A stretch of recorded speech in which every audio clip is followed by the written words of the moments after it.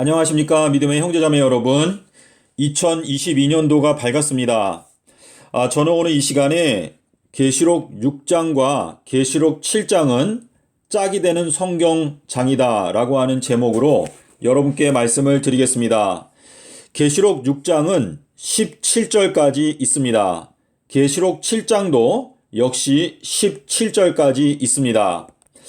계시록 6장 1절부터 8절까지의 내용은 계시록 7장 1절부터 8절까지의 내용이 서로 짝이 되는 내용입니다. 계시록 6장 9절부터 17절까지의 내용은 계시록 7장 9절부터 17절까지의 내용이 서로 짝을 이루고 있는 내용입니다.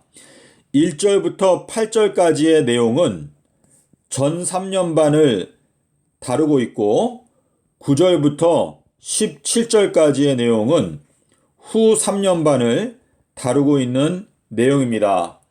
자, 계시록 6장 1절부터 8절에 보면 첫 번째 인부터 네 번째 인을 떼는 내용이 나오는데 여기에는 네 생물이 나옵니다. 이 네 생물의 특징은 새 노래를 부를 수 있는 존재들인데 계시록 14장 1절부터 4절까지 읽어보시면 새 노래를 부를 수 있는 존재는 14만 4천인들, 그리고 네 생물, 그리고 24장로, 요 존재들만이 새 노래를 부를 수 있다라고 계시록 5장 8절에서 설명하고 있습니다. 자, 그래서 이 첫 번째 인부터 네 번째 인까지는 네 생물에 대해서 말씀을 하고 있는데 이 네 생물은 새 노래를 부를 수 있는 기간, 이거는 전 3년반에 해당되는 것인데 후 3년반이 되면 이때부터는 이방인의 때가 되기 때문에 이방인들에 대해서는 새 노래를 부른다는 기록이 없습니다. 자, 그래서 첫 번째 인부터 네 번째 인까지 네 생물이 나타나고 있기 때문에 이것은 전 3년반에 관한 것임을 저희가 알 수가 있고, 계시록 7장 1절부터 8절의 내용을 보면 여기에는 이스라엘 자손 중에서 인침을 받게 되는 14만 4천인들에 대해서 설명하고 있습니다. 이것은 전 3년반을 뜻하는 것인데 계시록 11장 1절부터 보게 되면 전 3년반에는 성전 안을 청량하는 것이고 후 3년반에는 성전 바깥 마당 뜰을 청량한다라고 말했습니다. 이 성전 안에 관한 것은 마가복음 11장 11절을 보시면 여러분께서 깨닫게 되실 수가 있는데 이 마가복음 11장 11절에 해당되는 때가 바로 2022년도가 되겠습니다. 그래서 여러분께서 올해가 여러분이 하나님께로부터 판결을 받게 되는 해라는 것을 꼭 기억하시기를 바랍니다.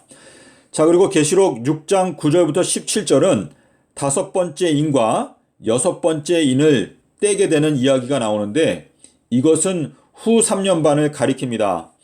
여섯 번째 인을 뗄 때 설 익은 무화과 열매가 대풍에 떨어지는 것처럼 떨어진다라고 하는 것은 열매가 익지 않은 자들은 결국 다 떨어져서 망하게 된다라는 것을 말씀하시고 있는 것인데 이때의 해가 총단과 같이 검어진다라고 하는 것은 하나님의 은혜의 해가 이제 완전히 사라져버린다라고 하는 의미가 되겠습니다. 자, 그리고 계시록 7장 9절부터 17절에 보면 여기 9절에 이방인이라고 하는 단어가 들어있습니다. 그래서 이방인의 때이기 때문에 이것은 후 3년반을 가르치는 것입니다. 예수님께서 마태복음 10장 6절에서 너희들은 이방인에게 가지 말라, 이거는 전 3년반 공생애 하실 때에 하신 말씀이고 예수님께서 부활하시고 승천하시기 직전에는 이제 후 3년반이 시작되기 때문에 마태복음 28장 19절에서 너희들은 이방인에게 전도하기 위해서 가라 라고 말씀을 하셨습니다. 자, 전 3년반은 2023년도 4월 1일부터 2026년도 9월 11일까지, 후 3년반은 2026년도 9월 22일부터 2030년 3월 4일까지가 되겠습니다. 자, 그래서 오늘 여러분께서 꼭 기억해야 하는 것은 계시록 6장과 7장은 둘 다 17절까지 있는데 각각이 짝이 되는 성경 구절인데 1절부터 8절까지의 내용은 전 3년반을 가리키는 것이고 9절부터 17절까지의 내용은 후 3년반을 가리키는 것이다 라는 것을 꼭 기억하시기를 바랍니다.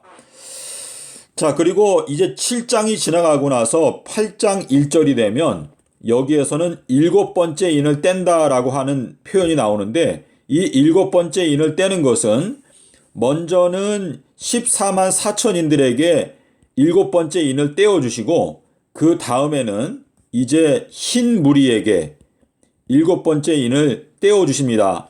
그래서 이 인을 깨닫는 것은 먼저는 기독교인들이 인을 깨닫는 무리가 나타나게 되고 그 다음에는 이방인들 중에서 이 인을 깨닫게 되는 무리가 나타나는 것인데, 이 8장 1절은 전 3년반에 한 번 성취가 되고 그리고 후 3년반에 또 한 번 성취가 되는 것입니다.